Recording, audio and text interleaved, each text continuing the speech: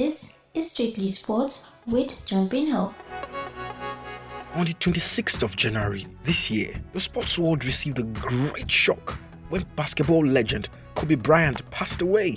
I'm sure you heard his name growing up, or that of Michael Jordan, Tim Duncan, Magic Johnson, and more recently, LeBron James and Stephen Curry. All these guys have one thing in common: basketball. I'm sure you've always wondered about the rules of the game because we all know it's not as straightforward as football. Well, that's why I'm here, to give you a crash course on a sport that has given us arguably the greatest team sport player of all time, talking about Michael Jordan. You're welcome to another episode of Strictly Sports. My name is John Binho, the hard tackling and the super dynamic midfield maestro, a combination of Makaleli and Xavi, Glicante and Andre Pelu, where intensity and tenacity meet craftiness and guile. I'll be a pilot for today. This is the second episode of my new series, Sports for People Who Hate Sports. Today's focus is on basketball. You're listening to Strictly Sports with John Binho. Now you wonder, what is basketball? Basketball is a team sport. We've got two teams of 5 players each trying to score by shooting a ball through a hoop that is elevated 10 feet above the ground. The game is played on a rectangular floor called the court, and there is a hoop at each end. Now, the court is divided into 2 main sections by the mid-court line. If the offensive team puts the ball into play behind the mid-court line, it has 10 seconds to get the ball over the mid-court line, that's into the opponent's half. If it doesn't, then the defense gets the ball. Once the offensive team gets the ball over the mid-court line, it can no longer have possession of the ball in the area behind the mid-court line. So it means you cannot go back to your own half. If that happens, the defensive team or the defense is awarded the ball.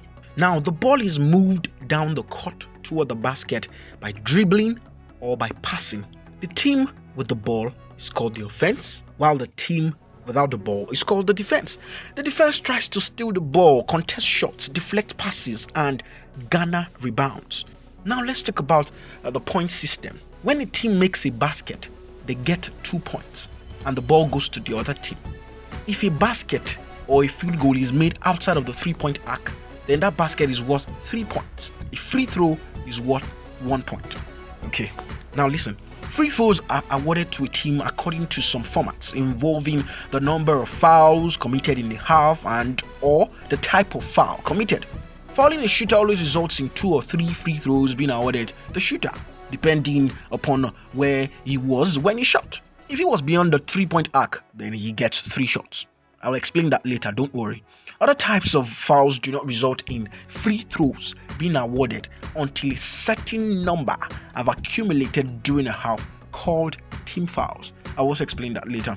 Once that number is reached, then the player who was fouled is awarded a 1-and-1 opportunity. If he makes his first free throw, he gets to attempt a second. If he misses the first shot, the ball is live on the rebound. Now over to the game clock. Each game is divided into sections, and all levels have got 2 halves. In college, each half being 20 minutes long. In high school and below, the halves are divided into 8, and in some situations 6-minute quarters. In the pros, quarters are 12 minutes long. Now, there is a gap of several minutes between halves. Gaps between quarters are relatively short. If the score is tied at the end of regulation, then overtime periods of various lengths are played until a winner emerges. Also, each team is assigned a basket or goal to defend. This means that the other basket is their scoring basket. You can't be scoring in your own basket. At that time, the teams switch goals. The game begins with one player from either team at center court. The referee will toss the ball up between the two. The player that gets his hands on the ball will tip it to a teammate. It is called a tip-off. Now for fouls and violations. In addition to stealing the ball from an opposing player, there are other ways for a team to get the ball. One such way is if the other team commits a foul or violation. For personal fouls, it includes any type of illegal physical contact: slapping, holding, pushing, hitting. Then come here to fight boxing now. Illegal pick or screen when an offensive player is moving. That is when an offensive player sticks out a limb and makes physical contact with the defender in an attempt to block the path of the defender. We've also got personal foul penalties, where if a player is shooting while being fouled, then he gets 2 free throws. If his shot doesn't go in, then we've got personal foul penalties, where if a player is shooting while being fouled, then he gets 2 free throws if his shot doesn't go in. But in a situation where his shot goes in, he only gets 1 free throw. Now, 3 free throws are awarded if the player is fouled while shooting for a 3-point goal and they miss their shot. If a player is fouled while shooting a 3-point shot and makes it anyway, he is awarded 1 free throw. Thus, he could score 4 points on the play. Now, inbounds. If fouled while not shooting, the ball is given to the team the foul was committed upon. They get the ball at the nearest side or baseline out of bounds, and they have 5 seconds to pass the ball onto the court. Now, there's 1-on-1. If the team committing the foul has 7 or more fouls in the game, then the player who was fouled is awarded 1 free throw. If he makes his first shot, then he is awarded another free throw. Then there's 10 or more fouls. If the team committing the foul has 10 or more fouls, then the foul player receives 2 free throws. Now there is charging. An offensive foul that is committed when a player pushes or he runs over a defensive player, the ball is given to the team that the foul was committed upon. And then there is blocking. Blocking is illegal personal contact resulting from a defender not establishing position in time to prevent an opponent's drive to the basket. Then there's a flagrant foul. Violent contact with an opponent. This includes hitting, kicking, and punching. This type of foul results in free throws plus the offense retaining possession of the ball after the free throws. Then there is intentional foul, like you're doing it on purpose, within you do.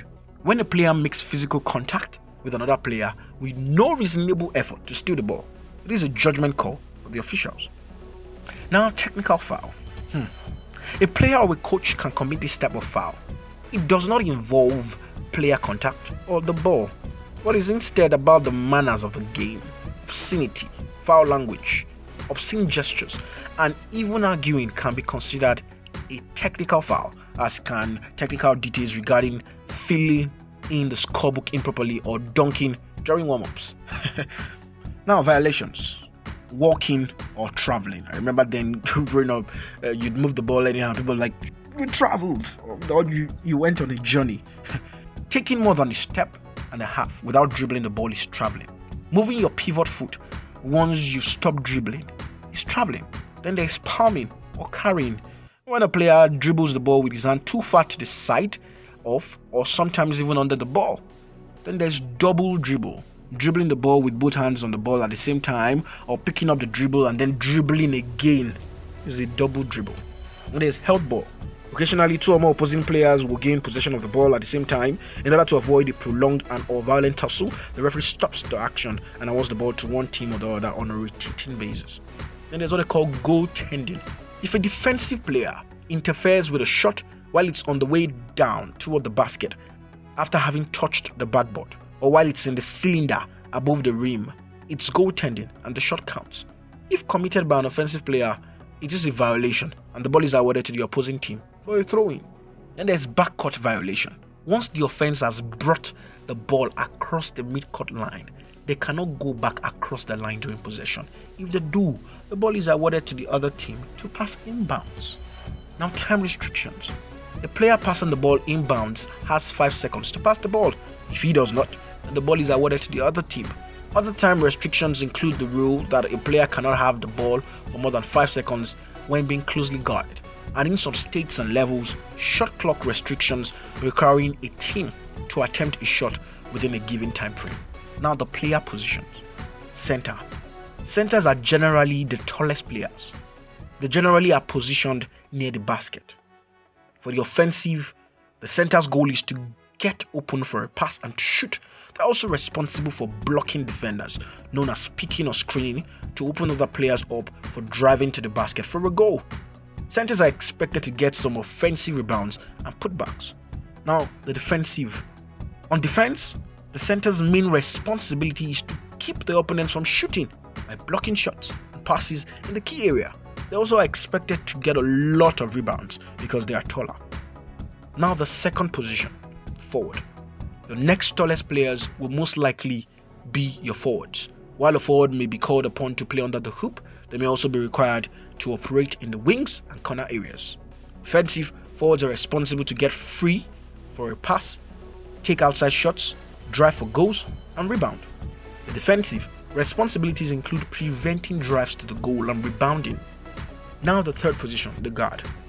These are potentially the shortest players, and they should be really good at dribbling fast, seeing the court, and passing.